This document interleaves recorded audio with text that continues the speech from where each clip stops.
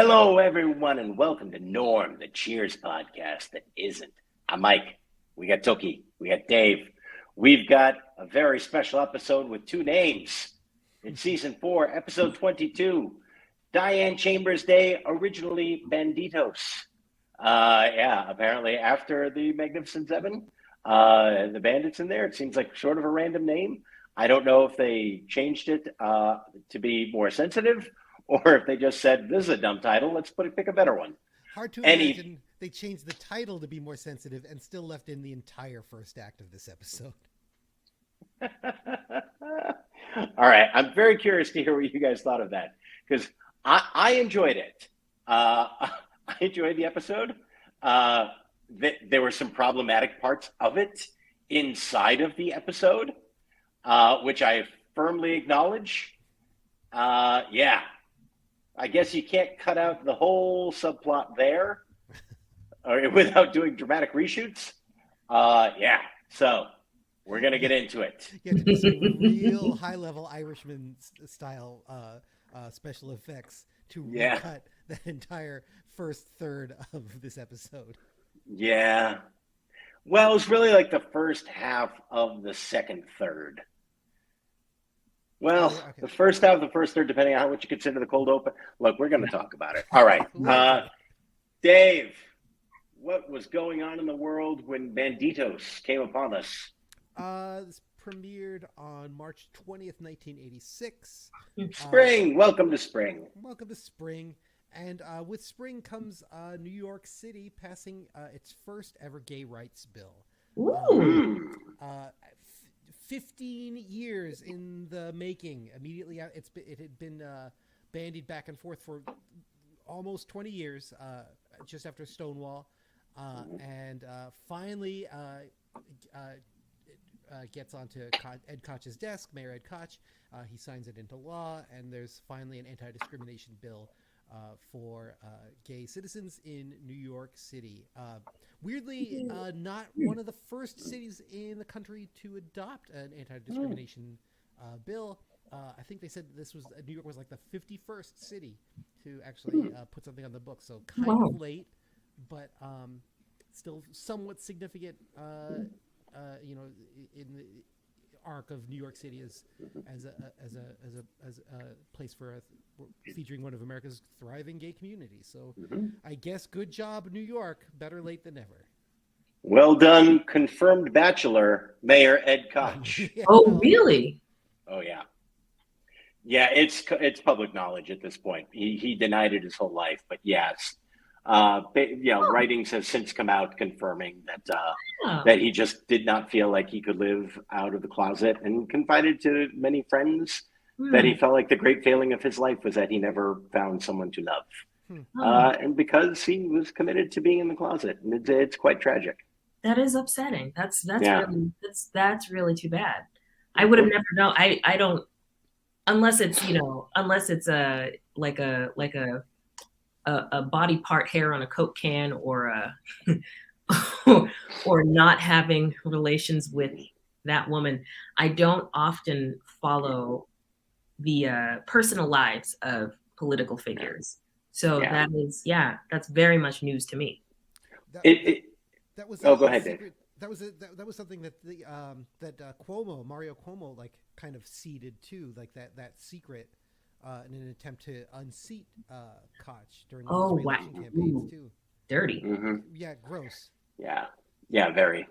And I mean, it was a strange time. I mean, Koch was very popular for most of his time as mayor, but it was a frustrating reality, especially because he was the mayor when AIDS was ravaging the city, and the gay community didn't want to out him, but also wanted him to help because they knew.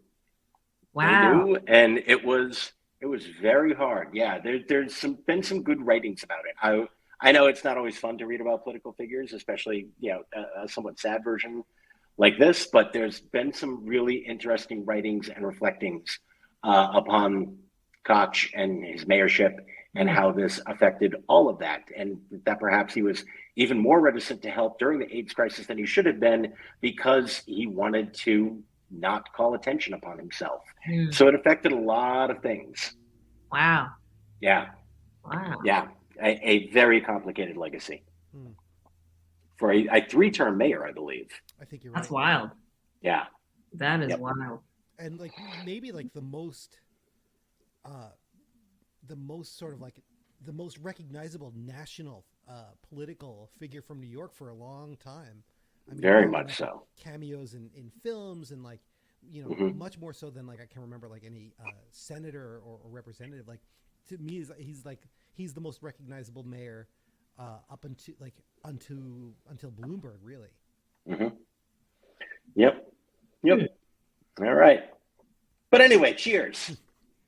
Cheers. Tookie, can you tell us about this week's cold open? I sure can. What a doozy. What a doozy.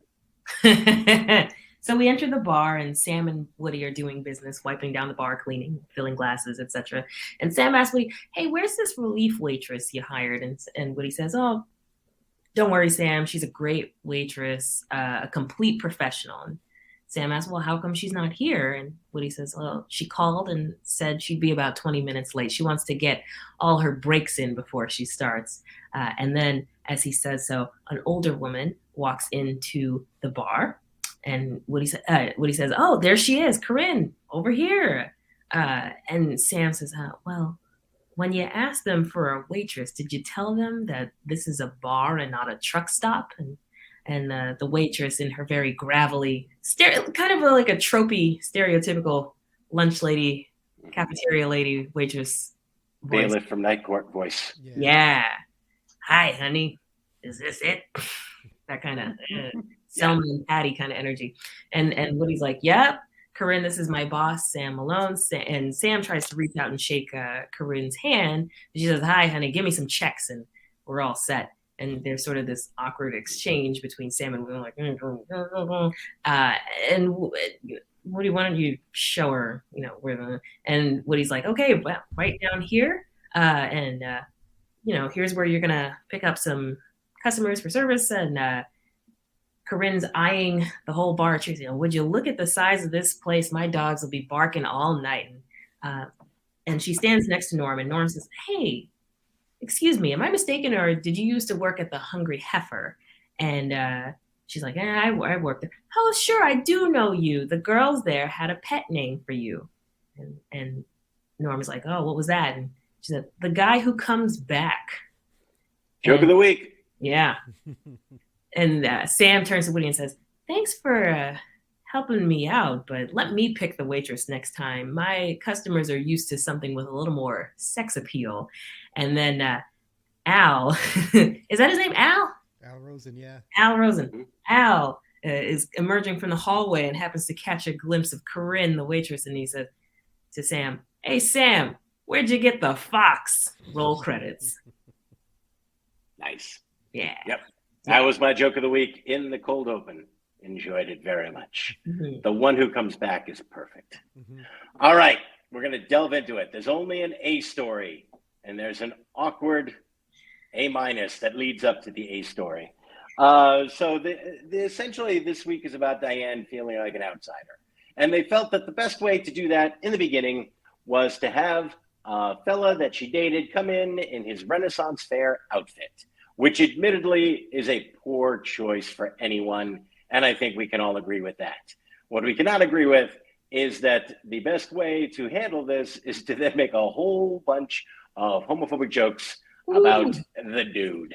At least Sam just leaves it at Sherwood Forest. Mm-hmm. Yeah, then Norm and Woody. I expect better from Woody. Oh, Woody, so Frazier, and Norm, just real bummers. Yeah, I mean, you kind of expected Carla. Yeah, it was an uncomfortable chunk of time. It was very much. Oh, go ahead. It's an uncomfortable chunk of time that really bums me out. I hate that it's there, and also I hate that it's present in an episode that I really enjoy otherwise. I really enjoy the dynamics. I enjoy the storyline after this.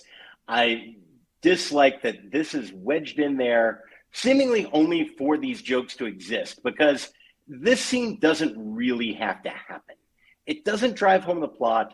you could pick it up where it like if it just starts at the Magnificent Seven section, it would be fine. And you don't need any of this for Diane to feel like an outsider.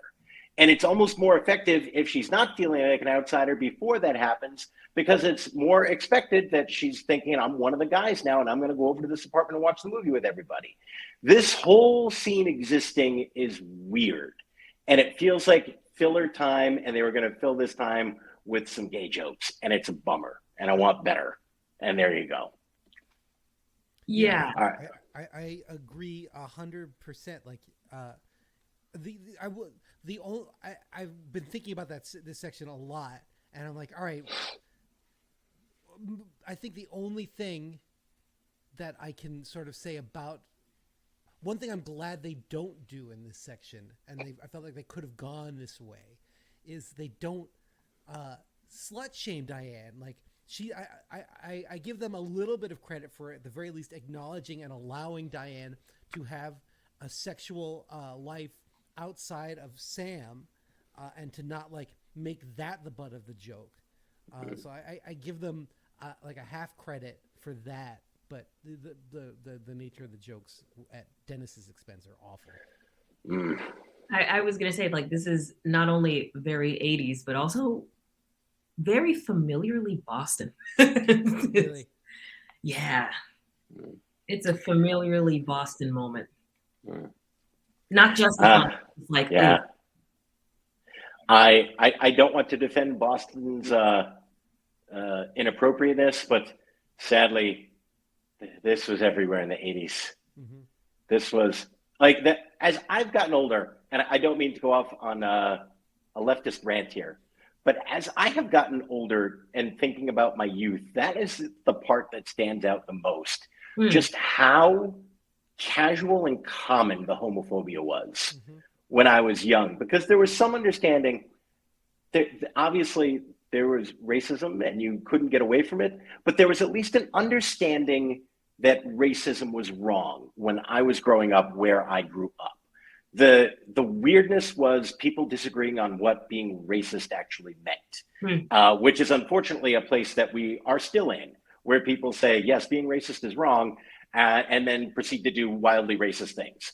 That is where we are at. But the big thing that I think has changed from when I was a kid to now is now at least most people agree that homophobia is wrong. Like when I was young, even like the liberal hippie teacher would still make gay jokes. You know what I mean? Like it, and that was just daily, all the time, multiple times a day. Yeah. And like, I think back on that and go, wow, that's a huge difference from when I was young. Yeah, I will say, as someone who has experienced, you can't even call them microaggressions anymore. They're just aggressions. Yeah. People get more upset at being called racist or called out for their racism than at the act of racism itself or discrimination at any point. And and yet, like, oh my God, this was so like, it was just so commonplace. Like even as in my childhood, like that's how long it went on. In my childhood, it was just like de rigueur to call something you didn't like gay. Like it's insane to me. So like we're still at a point where I from personal experience, I would say things are not sunshine rainbows perfect in terms of race relations, but we've improved, but it's, you know, I would like to think it would be the same for the LGBT community, but like in Florida, you can't even say gay. So, yeah,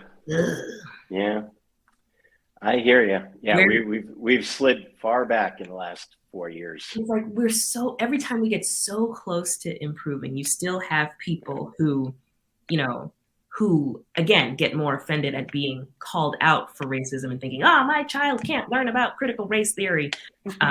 When it's like, no, they're just learning actual history. And we're still in a time where, you know, you can't be a person. You're not allowed full citizenship if you're other. It's crazy. It's nuts. Yeah. All right. So this section bummed us out. Cheers. You bummed us out. Let's move on. And we stumble through a few more moments in the bar. There's a part where Norm is talking about, oh boy, Vera wants to go on a vacation. There's a fun Norm joke. I can't find the on ramp, and I'm tired and I'm forgetting to set up for it, and I should be a better host. But I can't find the on ramp. Made me laugh. Anyway, moving forward, it's going to be that kind of week, everybody. So it's only Sam. Tuesday. Dude, it's a Tuesday that's such a Friday.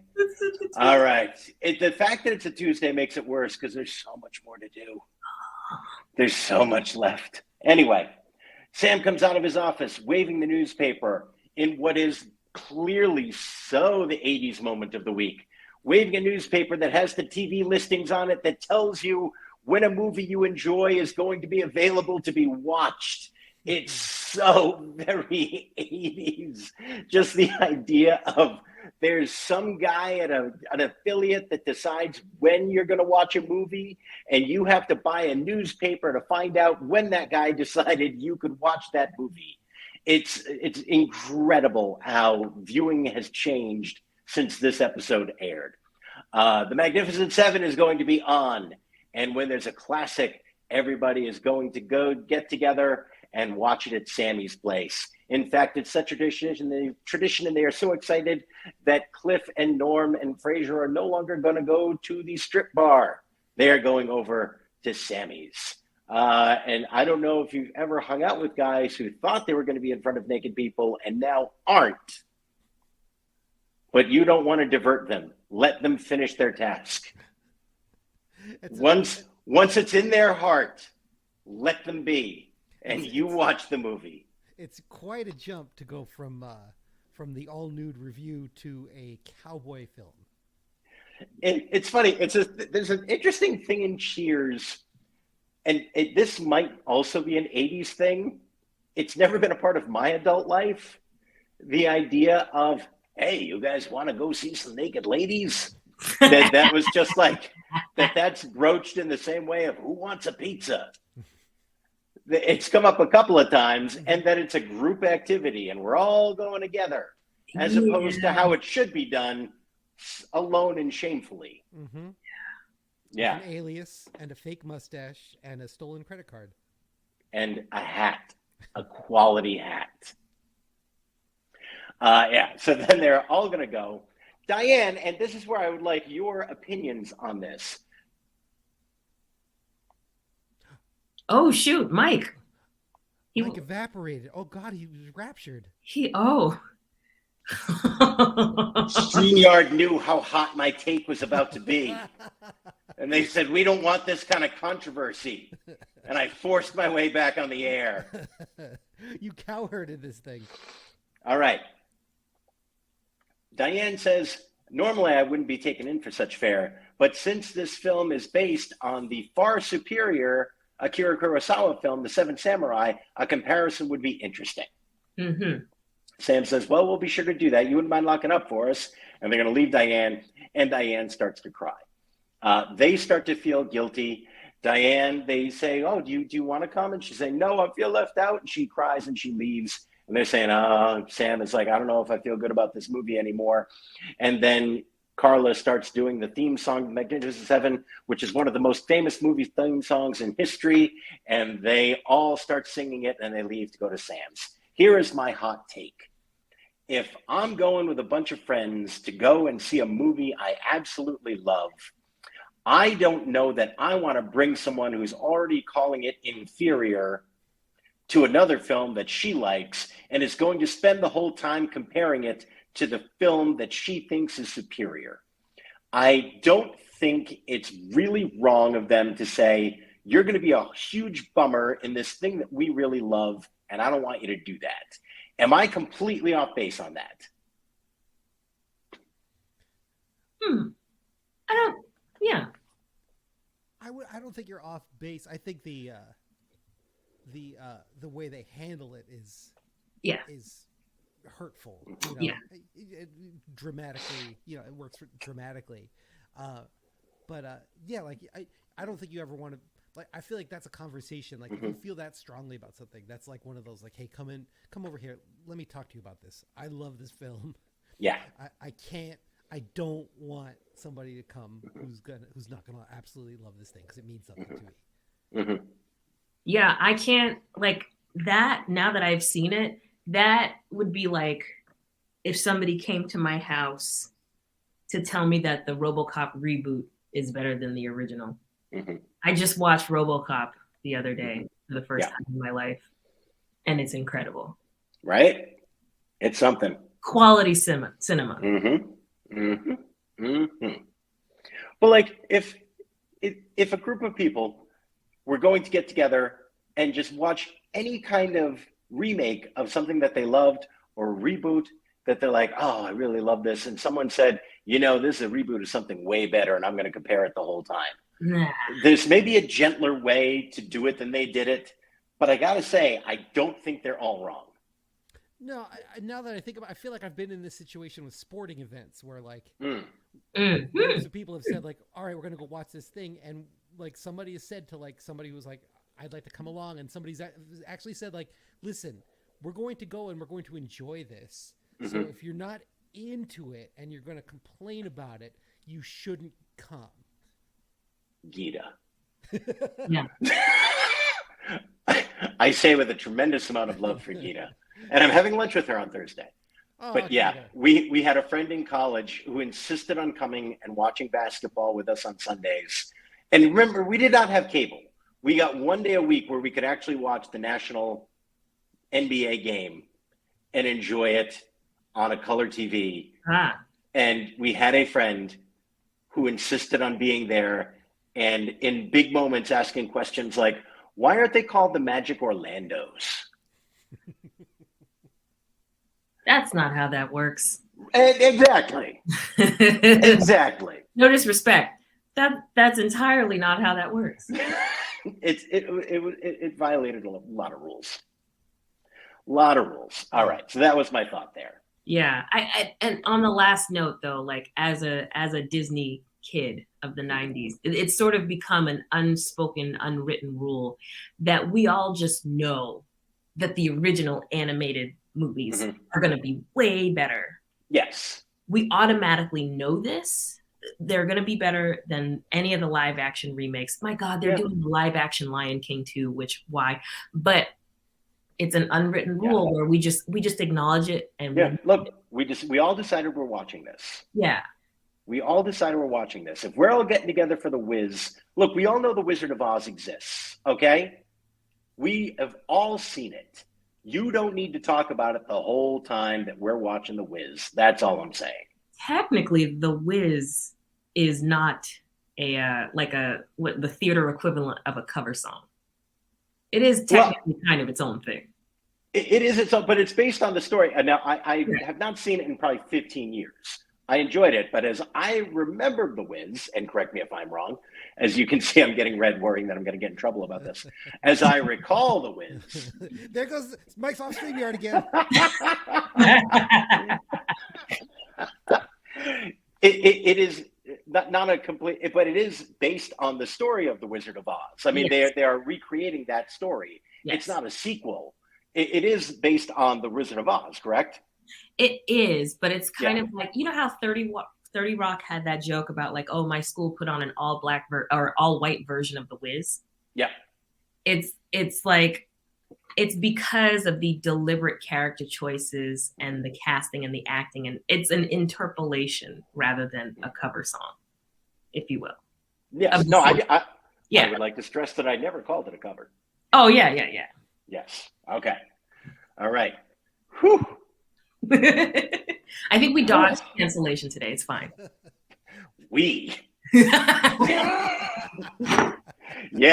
Yeah, you dodged that one, Tookie. All right. That must have been very stressful for you. All right, moving on. We are back from commercial break. Diane has thoughts on Yentl you'd like to offer? All right, we are back from break. And we're moving on to Marathon Man right after this. Oh, boy. Diane has been calling in sick which apparently you can do when you are sad. And they are all feeling bad. And Frasier suggests that to make it up to her, they make an evening that is completely about her. They are going to take her to the opera. They are going to do it up right. He's going to put together all the plans, and it's going to be, Frasier is not going, Carla is not going. It is going to be Norm and Cliff and Woody and Sam. And then they are all at the opera. She's overwhelmed with joy. She loves that they are doing this. They are going to stay awake. Woody has snapped. He has drank 12 cups of coffee, is wearing extra tight shoes. His job is to nudge anyone who falls asleep. They are in the opera box, which must have cost a fortune. But I do not know what such things cost, but maybe. It was pre-SeatGeek days. I don't know. The opera begins, and after a little while, you come back to them. They are all asleep, including Diane. They all wake up. They start applauding. Diane does not know that anyone fell asleep. Everyone is happy. They go back to the bar. Sam and Diane have a moment where she drinks cognac and he drinks seltzer out of a cognac glass. There's clearly sparks flying between them.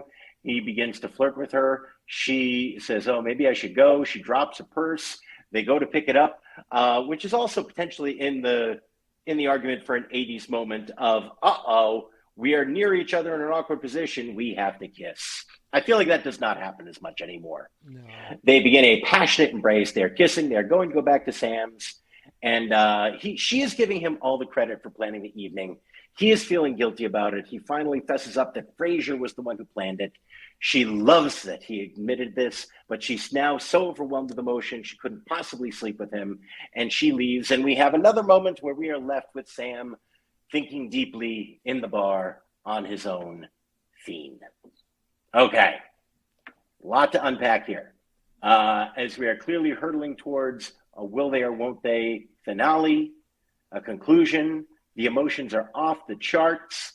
I really enjoy how they handled the opera. I like that you saw how important Diane is to everybody, even though they do sometimes feel like she does not fit in and they don't fit in with her, but they all clearly care about her and they want to make her happy. So they are going to go to this thing. Carla is not going to go to this thing because Diane would prefer that she not go to this thing. I enjoyed how all of that is handled. The problematic moments aside, I feel like there was a lot in this episode that really was character driven, that was justified, that was funny, and that pushed the plot forward towards the end of the season. Tookie, what do you think? Yeah, that first third of the episode killed me. But otherwise, I'm very much at the point of just boink already with Diane and Sam.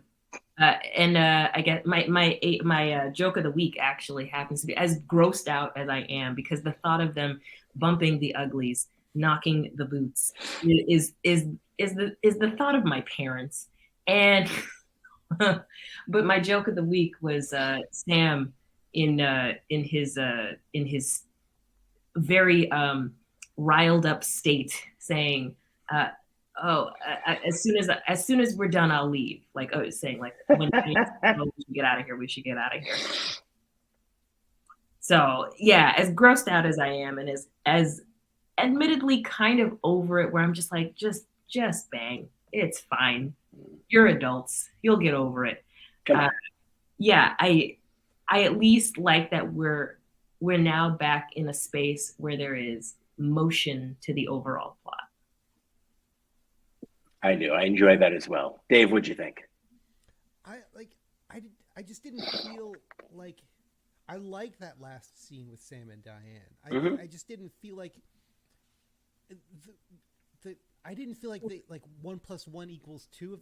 If that makes sense. Like I feel like the first third led really well to the opera scene, and that didn't lead all that well to the final scene. Like I thought the scene in the opera box was really fun and looked great, but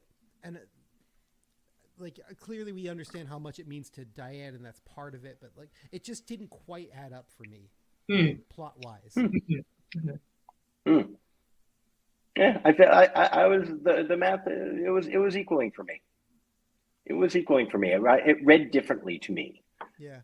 I felt like because it was clear how important it was to her and how important she was to them, it was all coming together, and that they are following Sam's lead, and this is happening because Sam says we need to make this happen, and Sam wants to make this happen because he loves Diane and he understands, on some level, even if he can't admit it, he's going to make sure that she is back in his life. Mm-hmm. And I think we needed a moment like that. Yeah, maybe what would have helped me would have been to see that color a little bit more, and maybe I missed it in that sort of middle section, in something that connects, the post Magnificent Seven to the after opera scene. I felt like I just needed like one more thing to understand that this is Sam. It's not just horny Sam, and it's not just I feel bad Sam. I'm trying to assuage my own guilt, but also like I really care about this person, and I need to make that clear. Like that I guess that color was kind of missing for me, and that even got a little lost in the last scene. It gets kind of buried under the horniness. But it comes out so clearly because like he is so horny, and he would say anything and create an alter ego to get a woman in bed, but he can't be dishonest with her. Like, to me, that was very important. That he has to tell her. That's a really good point, and that scene did pretty much work for me, I thought. But and it makes sense that Sam is somebody who will conflate very easily physical attraction with emotional attraction. Yeah. Oh yeah. Yeah. I guess I just wish we had seen that color a little bit more going into it. Fair. I hear you. Dave, do you have a joke of the week? I do. I really thought this was a good Cliff episode. Cliff was just kind of weirdly charming throughout this episode in a lot of moments. Like when I forget what he said to Norm early on when he's like, "What's the bony Maroni?" or what? It was such a weird expression, but it was like goofy. It wasn't like laugh out loud funny, but it was just like weird and specific and kind of it seemed like John Ratzenberger was having a blast. So I gave Cliff my joke of the week when he walks into the opera box, goes to sit down and says, "Oh, this is classy. These chairs aren't even bolted down." I feel like I've had that exact response in when I go someplace and I realize that the chairs are freestanding. It's like, wow, we've really it's a moment. Yeah. It's a whole moment. All right, Dave, what's your 80s thing of the week? The parade of pastels in the first act was unbelievable.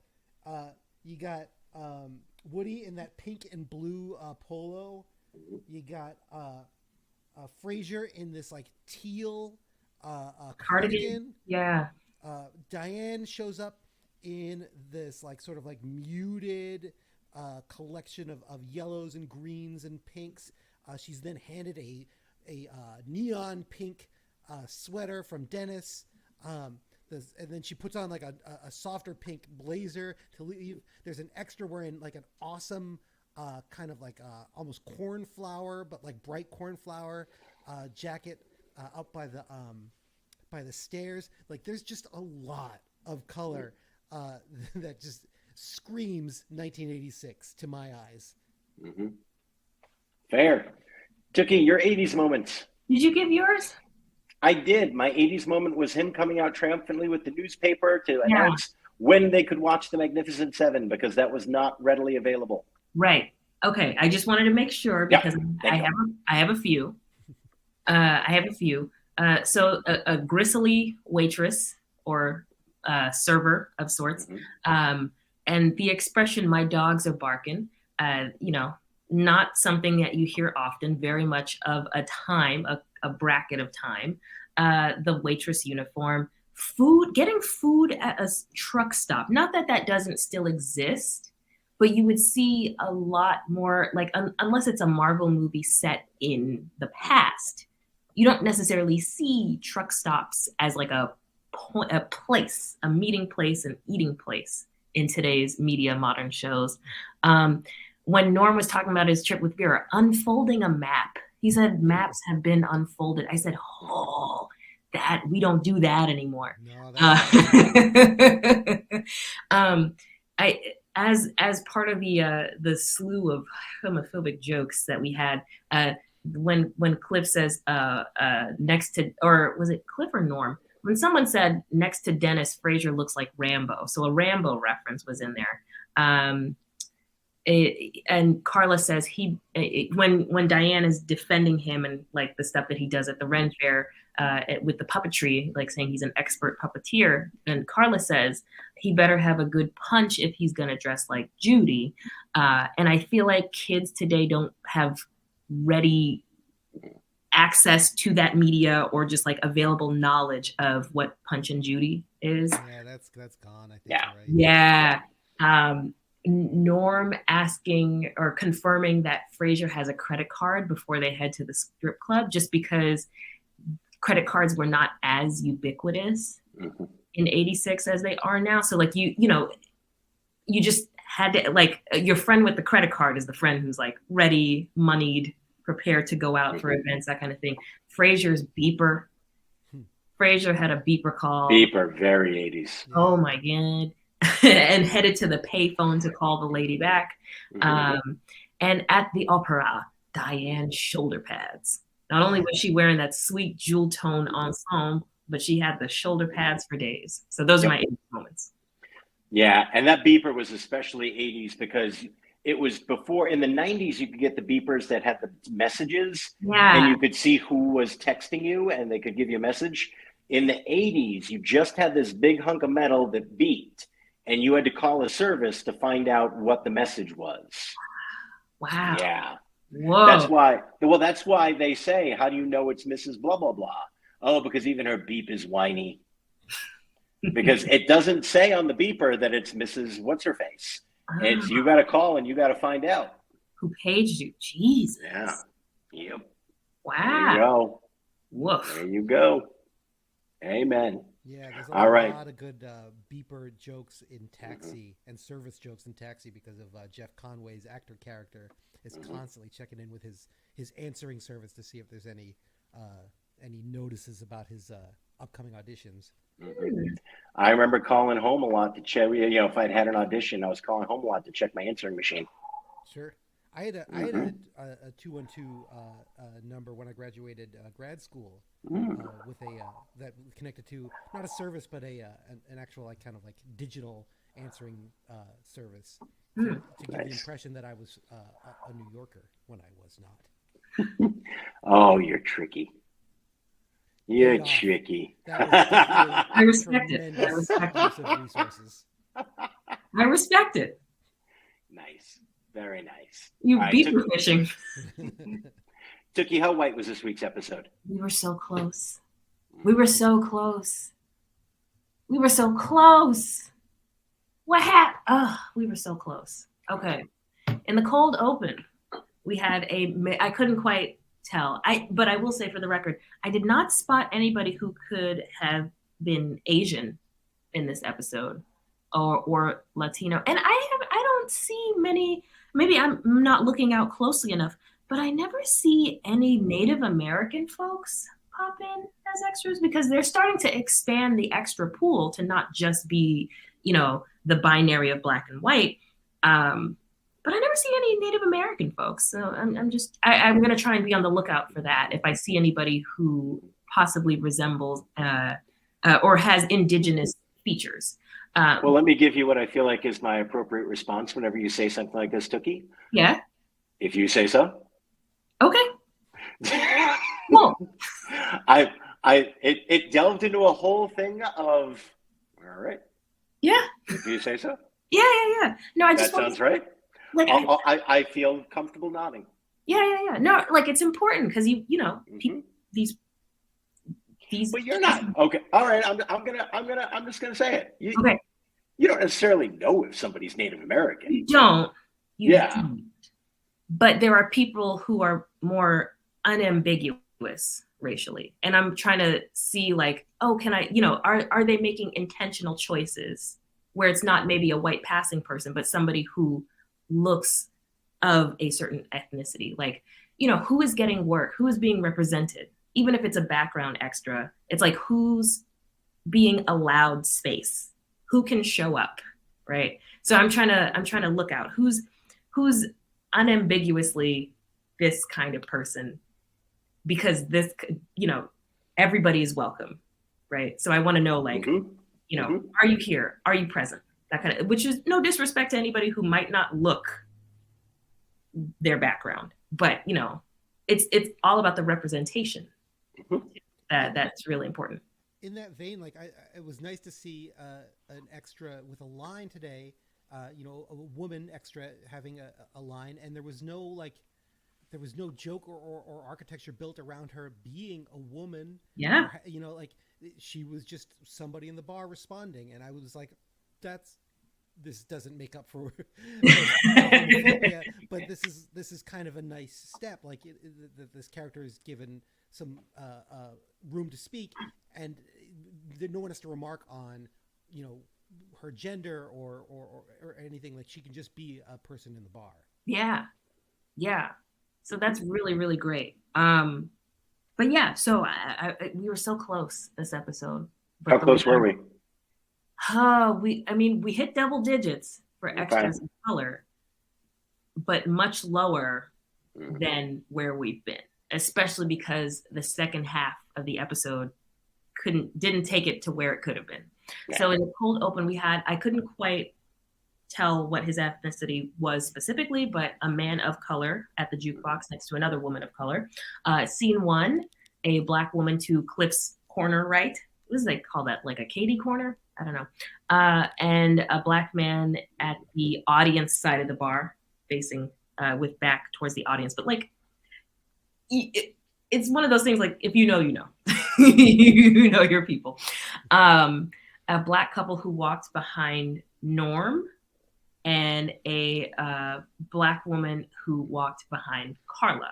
And then no one of color in scene 2. In scene 3, a Black man who was sitting on the jukebox side of the bar, a Black man who passed behind Frasier at one point, and then a Black man in green all the way up at the top near the closet door that leads to the wine cellar. So in total, 10 people, because there was no one else at the opera, no one else at the bar when it was closed. So close. We could have had, because people of all races enjoy culture and opera. What the hell? What the hell? It's not just old white ladies with the opera glasses. I don't know. There was an opportunity there. There was. What's nice about this season is that I feel like the sets when they leave the bar are getting better. The opera set was great. Yeah, they got a budget. Yeah. The cockpit of the plane a couple episodes ago was nice. But I wonder if that was a cost concern too, about like not wanting to have to represent an entire theater and try to just kind of really hone in on that box. That's fair. That's legit. True. All right. Any final thoughts before we put this one to bed? We're so close. We're so close. We're so close to like really meaty stories. I don't know why we're not getting to we got a lot of gristle, not a lot of meat. Yeah. Well, we got a 2-part finale coming up. We've got one more episode and then the 2-parter, which is very meaty and is featuring someone from the Star Trek universe. Very exciting. Billy D. Williams? If only. That is the Star Wars universe, if I'm not mistaken. Whoops. Yeah. Oh man, now we're canceled. Now you're in trouble. Oops. Stay off Twitter for a few days. Oops. The nerds are gonna get me. The chuds are gonna get me, you guys. No, Kate Mulgrew, Admiral Janeway from Star Trek Voyager, is the guest star in the last 2 episodes. Oh, cool. Okay. I have not seen Voyager. I've been forced to watch a lot of Deep Space Nine lately under duress. So I don't know Voyager. I never watched Voyager. I saw a couple of episodes. My big problem with Voyager was like the whole thing was they got accidentally sent to the Delta Quadrant and they were trying to get home. And so you knew every week was going to end with, we might be able to get home, and then they don't get home because then the series is over. So that was always my big complaint about Star Trek Voyager, and I never got into it. I honestly only ever got into The Next Generation. I watched The Next Generation and I watched the movies, and that was pretty much it. I only tolerate episodes. I can't stand Cork or Ferengis. I don't like them. Bring back space segregation. But I'm all about Worf. I'm all about that Klingon life. Worf is the man. Yeah. Yeah, well, that's why they dragged him onto Deep Space Nine to try to boost the ratings. Yeah, I'm all about bringing Worf. We have a pact in my house that our firstborn will be named Geordie, and our daughter would be named Worf. So good. Oh boy, I can't tell you how much I support this. I am so hoping for twins right now. Woohoo! Yeah, I might be introducing the young boy to the next generation. Legit. I never completely know what he's gonna hook into. There are things I think are gonna grab him and don't, and then he's into stuff that I did not expect. So we will see. We will see. All right. What was your point? You had a thing. Dave, you had a thing to say. Oh, I just want to make sure that we reach out to HR about Tookie's anti-Ferengi stance. Oh, yeah. We'll deal with it. Sorry, not sorry. We'll deal with it. You didn't even know about all the Ferengis working at StreamYard. Oops. This is going to be a lot to answer for this week. All right. Tookie, anything to plug? I will be at Hideout at the White Bull Tavern this Friday and Saturday, and at the Roast of Janet McNamara this Wednesday at 9 and 10 p.m. Well, 9, there's pizza, and 10 p.m. is the actual roast at the Burren in Somerville. So come through. Have fun with that. I won't go anywhere near that, but have a great time. Have a great time. It'll be a party. It'll be a party. The world is roasting enough. Yeah. Dave, anything to plug? Nothing this week. All right. There you go. Go on out and see some of those shows. All right. We're going to be back with season 4, episode 23 in just one short week, and then a special bonus supersized episode covering the 2-part finale. It's all happening, everyone. I'm Mike. That's Tookie. That's Dave. We'll